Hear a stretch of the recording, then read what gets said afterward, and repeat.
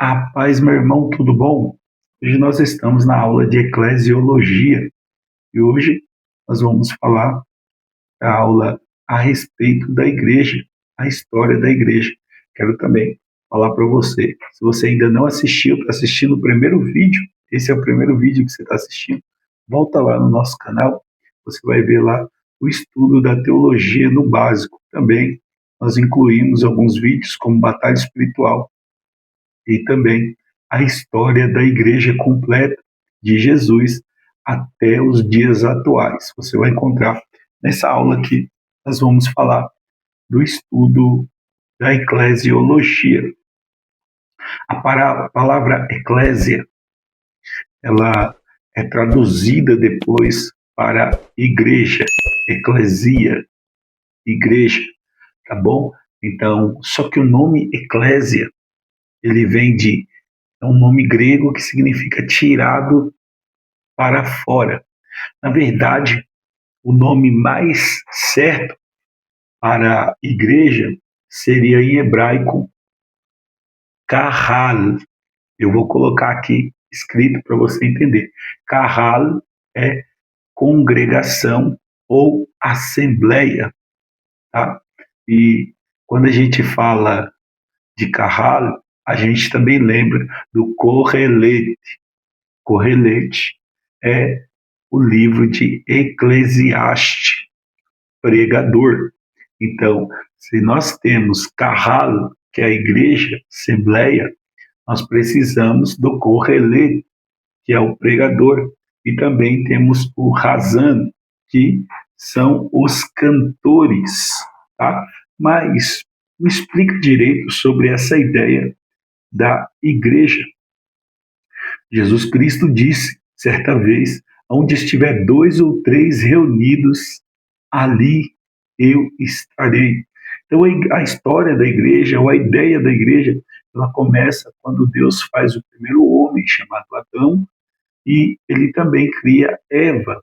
Então, Adão e Eva, quando eles são criados, forma a primeira igreja, os dois primeiros adoradores, já que Cristo disse, onde estivesse dois ou três reunidos ali, ele estaria. Mas nós já sabemos o que acontece, né?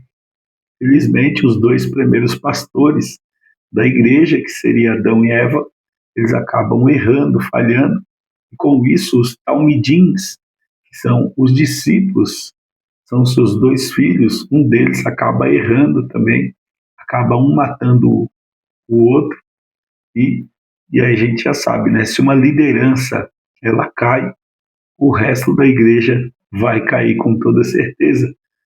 Então, os dois pecam, erram, e com isso o povo fica disperso. Também lembrando, quando a gente fala igreja, igreja é a gente, igreja não é o templo é templo, igreja é o povo, tá bom? Quando Jesus diz sobre igreja, quando a palavra diz sobre igreja, igreja é o povo, onde estiver dois ou três reunidos, ali Jesus estará, tá? Mas também não fique nessa ideia que você não precisa congregar. Todos nós precisamos congregar. Em Hebreus 10, versículo 25, o escritor diz, né, que nós precisamos congregar sim, precisamos se reunir, precisamos cantar, precisamos ouvir. Qual é a ideia da igreja? Qual é o papel da igreja? Felizmente, hoje, nós vemos que o papel da igreja hoje é trazer milagre, trazer cura, trazer libertação, mas algumas coisas até que a gente pode acreditar e confiar, outras não dá muito. A ideia de se montar uma igreja era para que o povo se reunisse, se preparasse para poder pregar para fora. Então a ideia da igreja nunca foi montar uma igreja para trazer cura, montar uma igreja para abrir a porta para aquele que está necessitado, montar uma igreja para trazer milagre. A ideia da igreja nunca foi essa. Mas quando o povo era levado para fora para poder pregar a palavra, ali sim você via cura, você via milagre. Então, a ideia da igreja é reunir discípulos, é reunir o povo para que eles venham se preparar, uma liderança que vai preparar aquele povo para que eles sejam enviados para fora. E aí, quando eles são enviados, aí sim eles fazem o milagre, aí sim tem cura, aí sim tem libertação. E nós vemos isso quando Jesus ele prepara 70 homens, no Lucas capítulo 10, a partir do versículo 1, e ele diz, vai de dois em dois, e a Bíblia diz que eles vão e voltam e falam, olha, em seu nome eu curei, eu peguei, em seu nome eu vi os demônios submeter. Então, nós vemos que essa era a ideia. Enquanto eles estavam perto de Jesus, Jesus estava ensinando. E quando eles saem para fora, aí sim eles vão fazer o milagre. Então a ideia da igreja nunca foi você reunir um povo onde vai ter muito milagre, não. O povo que se reúne dentro da igreja é para ser doutrinado, é um povo para ser orientado, é um povo para se capacitar, para poder levar a orientação a outros povos. Bom, então essa é a ideia da igreja. Outra coisa também interessante, nós não vemos dentro da Bíblia uma história que talvez até vai tomar a mente de alguns aí, um templo chamado Templo de Salomão. Eu não encontro na Bíblia esse templo. Existe? Não existe na Bíblia. Por quê? Porque quando Salomão ele constrói um templo, ele constrói o templo para o Senhor. Salomão, ele é sim o construtor daquele templo, ele organiza o templo, mas ele oferece o templo para o Senhor.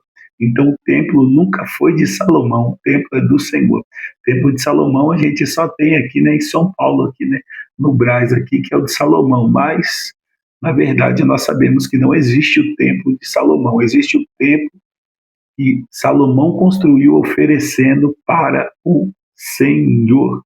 Tá? Então a primeira igreja a ser construída foi por Adão e Eva. Igreja, lembrando, igreja é povo, tá? Agora a primeira construção da igreja, ela acontece no ano por volta de 1400. No ano por volta de 1400 acontece a primeira construção do templo, que é quando Moisés ele constrói o tabernáculo para o Senhor.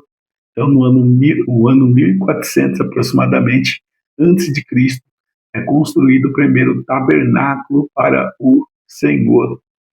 No ano 966, é construído agora o primeiro templo para o Senhor de alvenaria, que é aquele que Salomão vai construir. Então, esse é o primeiro templo que vai ser construído no ano 586. Agora, Nabucodonosor vai entrar na cidade e vai destruir esse templo no ano 516. Zorobabel, Esdra, eles vão trazer o povo de volta para reconstruir esse templo, que era o templo ainda, aquele que Salomão tinha construído, eles foram reconstruir, já que Nabucodonosor tinha queimado, tinha destruído aquele templo. Agora eles voltam para reconstruir esse templo. No ano 19 antes de Cristo, Herodes vai reformar o templo, aquele mesmo que Salomão construiu, e Zorobabel e Esdra ajudaram a reformar, e agora Herodes ele vai reformar mais uma vez o templo. Por isso que quando Jesus nasce, existe um templo, e a gente sabe, com 12 anos Jesus está pregando a palavra lá, acaba a mãe dele, Maria, e José perdendo Jesus, e Jesus ficou lá dentro do templo, pregando a palavra. Esse mesmo templo que quando Jesus está agora, nos 6 dias agora, a crucificação de Jesus, ele entra dentro do templo, e quando ele entra lá, ele percebe que tem uns mercadores, e aqueles mercadores, Jesus entra, pega uma vara, começa a bater neles, derruba aquelas mercadorias, derruba tudo. Qual era a preocupação ali de Jesus? O problema não era só em si a venda dentro do templo, mas era a maneira ainda que eles estavam vendendo, porque na época de Jesus, eles estavam, o povo ia trazer o sacrifício para o Senhor, e quando o povo trazia ali uma ovelha, um bode, quando o povo trazia uma pomba, trazia um carneiro, e quando aqueles cambistas olhavam aquilo ali, o que acontecia? Eles falavam: o seu tem mancha, mas eu tenho um aqui sem mancha, sem defeito para te vender. E aí, nessa hora, esses homens começaram a enricar. Por isso, Jesus entra ali destruindo tudo, porque o povo estava se aproveitando daqueles que vinham trazer o sacrifício para o Senhor. Então, o Senhor, nesse momento, ele pega uma vara, começa a bater em todo mundo, ele derruba aquelas mercadorias, derruba tudo e ele destrói tudo. Então, no ano agora, aproximadamente, no ano 84, aproximadamente, Tito Flávio Domiciano, ele vai destruir aquele templo. Agora aquele templo vai virar cinzas, ficando só uma pequena parede daquele templo em pé. No ano 637 aproximadamente, agora a religião do Islã, os muçulmanos, eles constroem uma mesquita no mesmo lugar onde era o templo, onde Salomão construiu. E eles oferecem aquela mesquita ao seu líder, Maomé ou Mohammed. Esse líder, a história diz que nesse mesmo lugar onde era o templo, o Maomé, ele morre e as pessoas observam ele, conseguem ver ele subindo para o céu, montado na sua mula. Então, naquele lugar, eles constroem o templo do Senhor. Há também quem diga que naquele mesmo lugar era onde Abraão tinha morrido. Então, eles têm aquele templo até hoje. A mesquita até hoje está lá, naquele lugar, em Jerusalém. Com o passar do tempo agora, as pessoas percebem que tinham que fazer umas casas para poder se organizar, para poderem organizar a pregação da palavra do Senhor. Essas casas eram chamadas em língua hebraica Bet Midrash. Bet Midrash era casa de ensino, aonde se levantava pessoas, lideranças preparadas para poderem organizar aqueles que iam levar a palavra do Senhor, aqueles que iam pregar a palavra do Senhor. No meio desses que iam levar a palavra do Senhor, que iam pregar a palavra do Senhor, Jesus, ele cita 5 cargos eclesiásticos que você com certeza já viu falar, conhece esses cargos eclesiásticos, né? Que são o apóstolo, profeta, evangelista, pastor e mestre. Mas como entender qual era a posição de cada um? Como entender qual é a diferença de cada um? Como que eu sei se eu fui chamado para ser profeta, evangelista, apóstolo, pastor? Como entender? Eu vou te dar um exemplo aqui. Eu vou usar a minha mão aqui e você vai entender no meu exemplo, tá bom? Vamos supor que, no meu exemplo, uma pessoa saiu da igreja. Então a gente tem aqui o primeiro, para você entender a diferença de cada um. A gente tem o primeiro, é o apóstolo. Se perdeu um membro dentro da igreja, perdeu alguém que estava vindo e agora não está vindo mais, quando o apóstolo percebe qual é a posição do apóstolo. O apóstolo, ele vai olhar e observar a estrutura da igreja. Então o apóstolo vai falar: por que essa pessoa saiu? Será que a igreja não recebeu ela bem? Será que as cadeiras elas não estão tão confortável? Será que alguém não cumprimentou essa pessoa? Será que não olharam bem para ela? Será que ela não se sentiu bem por causa da luz está muito clara? Alguma coisa deu errada. Então o apóstolo está preocupado com a estrutura da igreja. E agora nós temos o segundo cargo que Jesus levanta, que é o profeta. O profeta, no momento que alguém saiu da igreja, qual é a posição do profeta? Ele fala: se saiu, é porque não aguentou a prova. Se saiu é porque não aguentou a luta, mas Deus vai cobrar, Deus vai pegar, Deus vai amassar, Deus vai trazer de volta. Então, quem é levantado para ser profeta, ele tem esse pensamento, ele tem essa linha. Nesse maior dedo, agora, nós temos o evangelista. E qual é a posição do evangelista? Quando se perde alguém dentro da igreja, o evangelista fala: calma, gente, não se preocupa. Vamos preparar um sermão melhor, vamos preparar uma palavra melhor. E por mais que saiu um, nós vamos ganhar 10, nós vamos ganhar 15. Não se preocupe. A gente traz de volta, a gente vai trazer mais gente ainda, a gente vai lotar essa igreja, então não se preocupa. Esse é o evangelista, está sempre preocupado com multidões, sempre preocupado em pregar a palavra e arrastar muita gente. Agora nós temos o quarto dedo, que é o pastor. O pastor, se alguém saiu fora da igreja, se alguém não está vindo mais, qual é a preocupação do pastor? O pastor, muitas vezes, ele se entristece, ele chora, e o pastor, ele vai atrás daquela ovelha que se perdeu, ele vai atrás daquele membro que não está vindo, ele vai procurar saber por que a pessoa não está vindo, por que ela está faltando, por que ela não veio mais.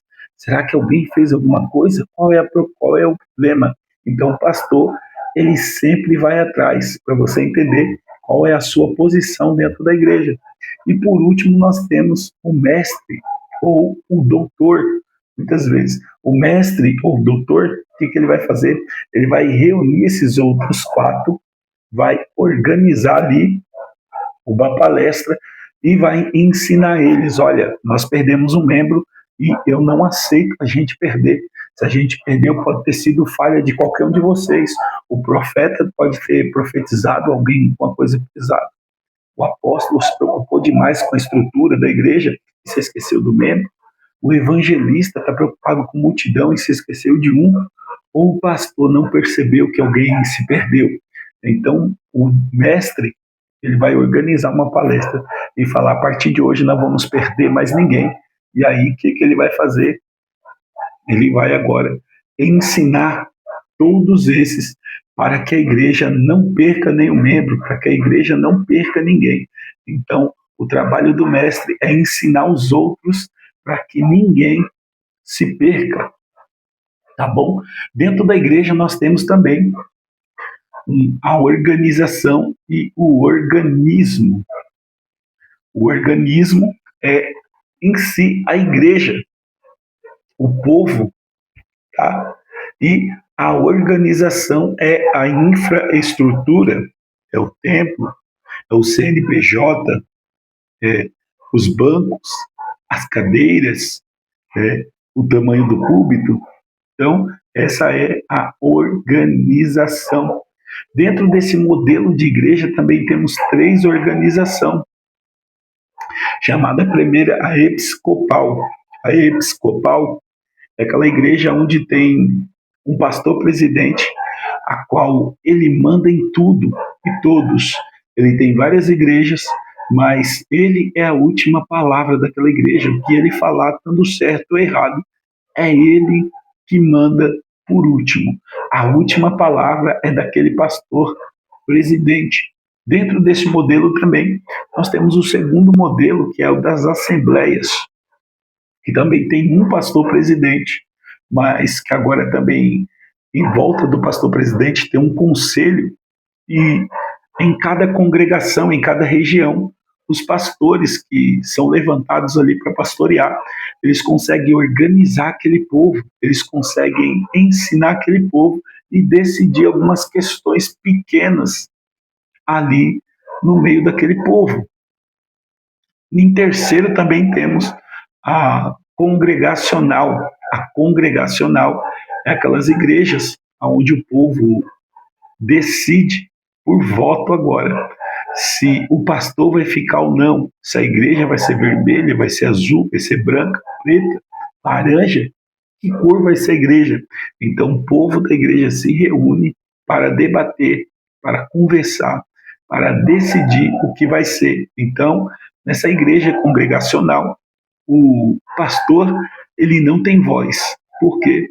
Porque se o povo decidir também que eles vão fazer uma votação para tirar o pastor, e a igreja votar e os votos serem, em sua maioria, para que o pastor saia e outro pastor seja levantado, então a igreja tira aquele pastor. Então, no congregacional, todos assumem a mesma posição. Dentro dessas três, você pode decidir qual seria a melhor. Aquela que tem um pastor presidente que só ele manda, aquela que tem um pastor presidente que tem um conselho, mas todos os líderes também podem dar sua opinião, ou aquela onde todos os membros têm a mesma posição e pode dar a mesma opinião, e quando quiserem podem fazer reunião e trocar as suas lideranças. Então nós temos essas três posições. Dentro também dessas posições, nós temos alguns cargos também que foram levantados. Um deles é o diácono. Qual é a posição de um diácono?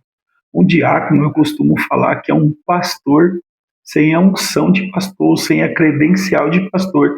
Por quê? Porque um diácono, ele precisa ter um bom testemunho, um diácono precisa pregar a palavra, um diácono precisa saber dirigir um culto, um diácono precisa servir uma água, um diácono precisa cuidar da igreja, um diácono precisa cuidar da viúva, um diácono precisa estar na porta e receber bem os membros. Então, um diácono é aquele pastor, só que ainda que não tem a sua carteirinha de pastor, mas ele faz tudo.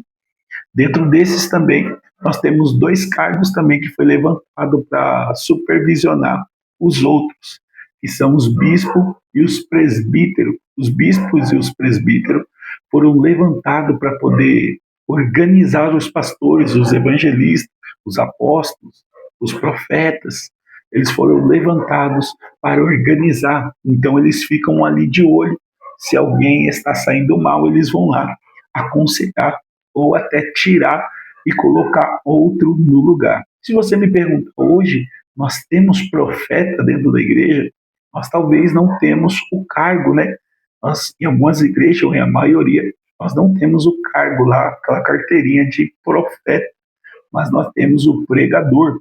Todo pregador, ele assume a posição de profeta. Por quê? Porque o profeta, ele é a voz do Senhor, ele é a voz do Espírito Santo, ele é a voz de Jesus.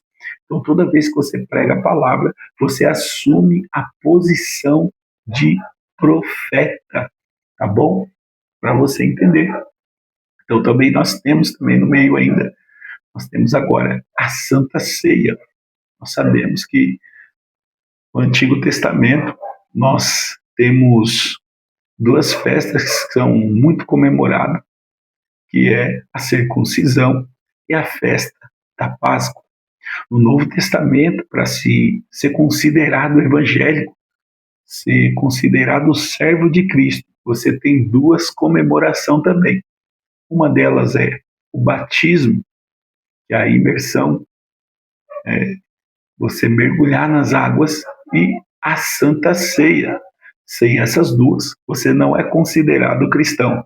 Então você pode se batizar e não tomar Santa Ceia e não é considerado cristão. Tá? Para você ser um cristão completo, você precisa se batizar e também cear, como o judeu. Judeu só é judeu se ele se circuncidar e comemorar a Páscoa. Sem essas duas, também ele não está sendo judeu. Deu para entender? Então, nós temos ainda a prática do uso e costume, que nós sabemos aí vai de cada igreja, a cada um, a cada mente, né? Cada lugar. A única coisa que nós temos como doutrina universal é sobre pecado. Prostituição é pecado em qualquer religião. Nós sabemos que a matar é errado, é pecado. Então nós sabemos que adulterar é errado. Então, sobre doutrinas bíblicas, muitas vezes nós não discutimos, mas usos e costume fica de cada religião, cada região, cada cultura. Tem cultura aonde o crente pode cultuar de boné, o homem pode estar de boné, a mulher pode estar de calça, de brinco, tem outras que não. Mas isso são usos e costumes vai de cada um, de cada povo, vai de cada cultura, cada um tem a sua cultura. Isso nós não discutimos. Se eu não me dou bem em alguma coisa que eu estou vendo, que eu estou ouvindo, que eu estou falando, que eu estou sentindo, eu procuro outro lugar. Mas nós não discutimos a respeito de usos e costumes. Cada um temos o nosso pensamento, cada um temos a nossa ideia e cada um procure o lugar melhor para poder cultuar ao Senhor. Amém? Que Deus abençoe a sua vida, que Deus continue com você. Não se esqueça aí de compartilhar, tá bom? Não esquece de deixar o seu like. Ajuda a gente aí nesse canal. Deus abençoe. Fica com Deus.